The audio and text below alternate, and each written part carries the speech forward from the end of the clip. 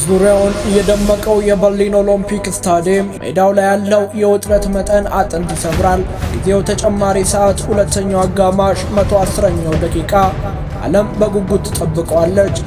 የፍጻሜ ጨዋታ የዘመናት ምርጥ ተጫዋች ለሆነው የፈረንሳይ እግር ኳስ ልብና ነፍስ ለሆነው የመጨረሻ የሞያ ምዕራፍ ነው። ታሪክ ሊጻፍ ጥቂት ደቂቃዎች ብቻ ቀርተዋል። ግን እዚህ ጋር በዚሽ ቅስፈት ማርኮ ማቴራዚ ከዚዙ ጋር ትከሻ ለትከሻ ተገትሮ ሳለ በድንገት በቃላት ሊገለጽ በማይችል ማንም ባልጠበቀው የአጭር ሰከንድ የደም ግልቢያ ወደ ኋላም ዞረ።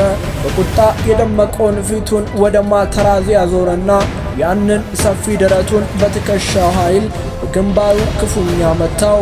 ማቴራዚ እንደተመታ ዛፍ መሬት ላይ ተዘረረ። Oh, unprecedented scenes in Berlin. The maestro has lost his cool. What has he done? Zinedine Zidane, in the dying embers of his monumental career, has crossed the line. ስታዲየሙ በድንጋጤ ጸጥ አለ። በሚሊዮኖች የሚቆጠሩ ተመልካቾች በቲቪ ስክሪኖቻቸው ፊት አፍጥጠው ቀሩ። ዳኛው ኦራሲዮ መጀመሪያ በሜዳው ላይ ያለውን ግርግር ሙሉ በሙሉ ባይለየውም የሮጫውን አቅጣጫ ቀይሮ በቁም ነገር ወደ ረዳት ዳኛው ሄደ። የረዳት ዳኛው ቃል ካወጣ በኋላ ዳኛው ቀይ ካርዱን ከኪሱ አወጣ። ቀይ ካርድ። ዚዙ ራሱን ከፍ አድርጎ ከወርቁ ዋንጫ እጅግ የራቀውን ያንን የመውጫ መንገድ ያዘ። በሚሊዮኖች የሚቆጠሩ የፈረንሳይ ደጋፊዎች ልብ ተሰበረ። የግርማ ሞገሱ መገለጫ የሆነው ያ አጭር ጉዞ በዓለም እግር ኳስ ታሪክ ውስጥ የማይረሳ አሳዛኝና አስገራሚ ድንጋጤን ፈጠረ። ይህቺ ቅስፈት የዘመናት ታላቁን ተጫዋች የሞያ ሕይወት በድንገት ገለበጠችው። ያ ሰከንድ የዓለምን ትኩረት የሰረቀ፣ በሁሉም አፍ ላይ ጥያቄን የጫነ፣ ታሪክ በቁጭት የሚያወራለት የማይረሳ አሳዛኝ ምዕራፍ ሆነ። ያ ከባድ የበርሊን ምሽት ድንጋጤ ለጊዜው ዓለምን አድቅሮት ነበር። ግን የእጅግ የረጋ በሜዳ ላይ እንደ ፈላስፋ የሚንቀሳቀስ ታላቅ አትሌት እንዴት እስከዚህ ደረጃ ልቡ ሊሰበር ቻለ? የታሪክ የተነሳ ውድ የአሚን ስፖርት ተከታታዮች ዛሬ ስለ ዚነዲን ዚዳን ታላቅ ተጫዋች የነበረ በዘመናችን ደግሞ በአሰልጣኝነት ስለነገሰው ሰው እናወራለን። ታዲያ ሰብስክራይብ ያላደረጋችሁ ሰብስክራይብ በማድረግ የደወል ምልክቷን በመጫን አብሮነታችሁን እንድታሳዩን በአክብሮት እንጠይቃለን። አብራችሁን ቆዩ።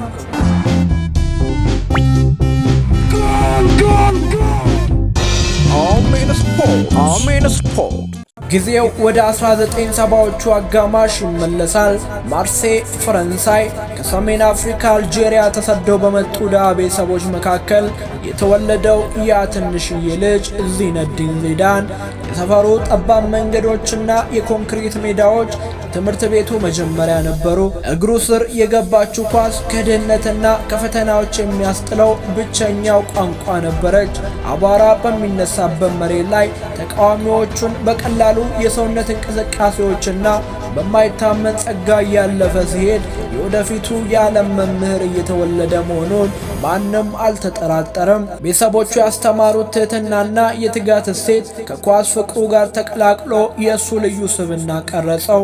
ሐምሌ 1998 ፓሪስ ፈረንሳይ የዓለም ዋንጫ ፍጻሜ በብራዚልና በፈረንሳይ መካከል እየተካሄደ ነው። የዓለም መድረክ ላይ ኮከብ ሆኖ ብቅ ያለው ዚዳን በግፊት የተሞላውን የአገሩን ጫና በትከሻው ተሸክሟል። በጨዋታው ላይ የማዕዘን ምት ሲነሳ ዚዳን ከሰማይ በታች እንደወጣ ንስር ብቅ አለ። ራሱን አክርሮ በግንባሩ የተነጠቃ ኳስ መረብ ላይ አረፈች። ስታዲየሙ በደስታ ተናወጠ። ደቂቃዎች አልፎ ዳግመኛ በግንባሩ ሌላ ግብ አስቆጠረ። በዚያ ምሽት የፈረንሳይ ሕዝብ ዚዙ እያለ ስሙን በድል አርማዎች ላይ አቀነቀነ። የሀገሩ ብሔራዊ ጀግና ሆነ።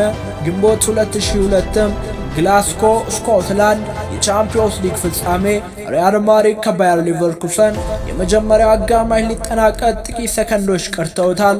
ሮቤርቶ ካርሎስ በግራ መስመር ኳሱን ከፍ አደረገው። ኳሷ በአየር ላይ ከፍ ብላ ትመጣለች። ዚዳን ቦታውን ይዟል። ሰውነቱን በሰዓት እጅግ በተቀናጀ መልኩ አዙሮ በአየር ላይ እንዳለ በእግሩ መረቡን አስደነሳት። ይህ ግብ የእግር ኳስ ውበት ምን እንደሆነ የሚያሳይ በዘመናት ታሪክ ውስጥ እንደ ወርቅ የተጻፈ ድንቅ አራጎት ነበር። የጋላክቲኮች ንጉሥ መሆኑን ያበሰረበት የማይረሳ ቅስፈት። ታዲያ ዛሬ እዚህ በርሊን ሜዳ ላይ በዚህ የዓለም ዋንጫ ፍጻሜ ያ ሁሉ ታሪክ፣ ያ ሁሉ የውበት ሥራ፣ ያ ሁሉ የዓለም ክብር በዚያች በታችኛው የሜዳ ክፍል ላይ በተፈጠረ ቃልና ንግግር ደመና ተሸፈነ። ማተራዚ የእህቱን ስም አንስቶ ሲሰድበው የዚዙ ውስጣዊ ስሜት፣ የልጅነት ትዝታው፣ የቤተሰቡ ክብርና የደም ግልቢያው ተጋጅተው ያንን የማይታመን እርምጃ እንዲወስድ ያደረጉት። እሱ ከሜዳው ወጥቶ ሊሆን ይችላል፣ ዋንጫውንም ግን ጣሊያን ወስዳለች። ነገር ግን ያ ስህተት የዚነዲን ዚዳን ታላቅነት ሊያጠፉ አልቻለም። ዚነዲን ዚዳን ውበትም ስህተትም ስሜትም ጥበብም የሆነው የእግር ኳስ ንጉሥ። ታሪክ ሲጻፍ የሰዎች ስህተትና የድል ከፍታዎች አብረው ይመዘገባሉ። የዚዳን ታሪክም ከዚሁ የተለየ አይደለም። በዚያች በ2006ቱ የበርሊን ምሽት በዓለም አቀፍ መድረክ ላይ የተፈጠረው ያ ድንገተኛ የቁጣ ፍንዳታ የዘመናት ምርጡን ተጫዋች የሙያ ሕይወት በከፍተኛ ድንጋጤ እንዲጠቃለል አድርጎታል።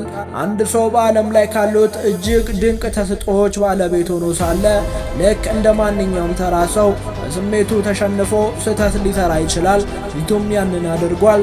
ነገር ግን ከዓመታት በኋላ ስንመለከተው ያ የበርሊኑ ቀይ ካርድ የዚዳንን ታላቅነት አላጠለሸውም።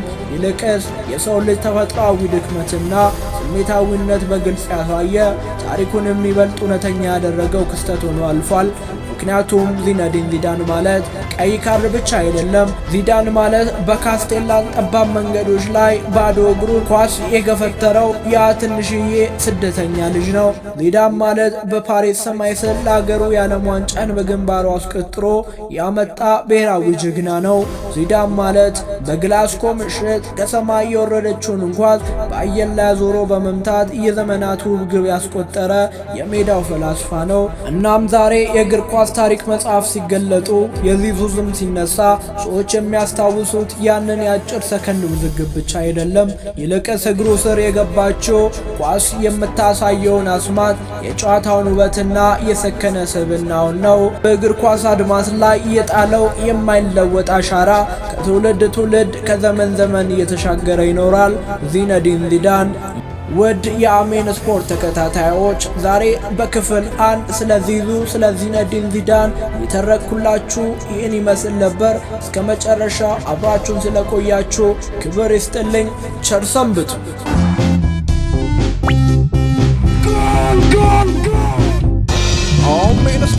አሜን ስፖርት